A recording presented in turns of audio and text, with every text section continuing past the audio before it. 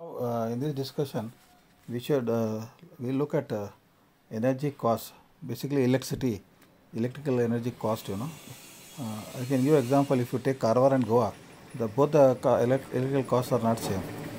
State to state it differs, and the power tariff they call means power rates for domestic consumers is different. For commercial consumers it is different. From industry it is different.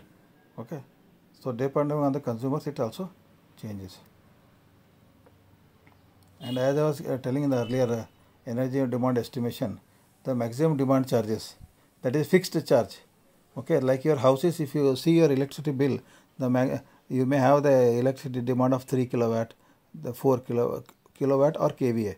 Okay, so that is fixed. Whether you use electricity or not, you lock your house and go for 6 months. But that fixed maximum demand charges you need to pay. Okay.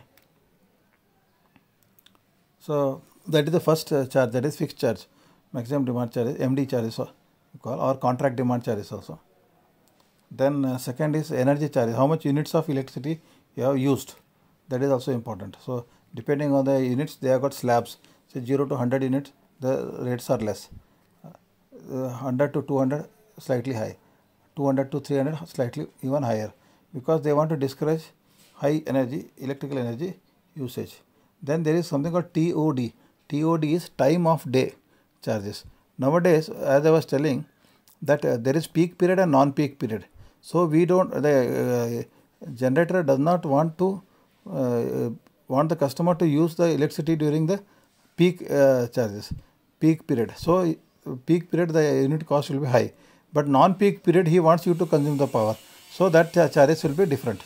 Okay, that is called time of day charges. Means when the electrical energy is used. Then comes power factor charges. Power factor charges means you are supposed to maintain a power factor of 0.9. Okay, power factor is nothing but the ratio of real power use versus apparent power use. Okay, so this should be 0.9 and above. If anything less than 0.9, then there is a penalty charges. So for maintaining low power factor, the HESCOM or the distribution company, they will penalize the consumers. And this power factor will reduce only when you are using inductive loads, when you are using motors, like you are using a fridge, you are using AC, you are using water pumps more frequently, then the power factor will reduce for inductive loads, which are motors. But it will not reduce for your heating application. If you are using solar water heat, electrical water heater, iron box, okay, electrical stoves, that will not reduce. This you can see in your bill. If you take your electricity bill of your house, you can see all the charges. Maximum demand charges you can see, electrical charges you can see slab wise. Then time of day charges you can see if it is there. Then power factor also penalty, if it is there you can see that. And other incentives and penalties which they apply. Then HT tariff, high tension tariff for industries, as well as low tension tariff for industries, their charges are different. Then slab rate cost and variation, as I was telling, for the lower slabs it is less, but as you go up your energy consumption goes high, the charges are high. Then there is a tariff clause and rate for various categories of consumers, such as residential consumer, houses के लिए, commercial, industrial, government, agriculture, etc.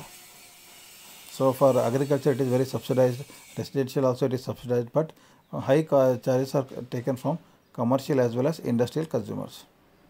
Then tariff rate for developed and underdeveloped areas. So if developed cities and all, the rates tariff will be high, whereas in villages the rates will be lower. Even states also, developed states will have higher rates, underdeveloped may have lower rates.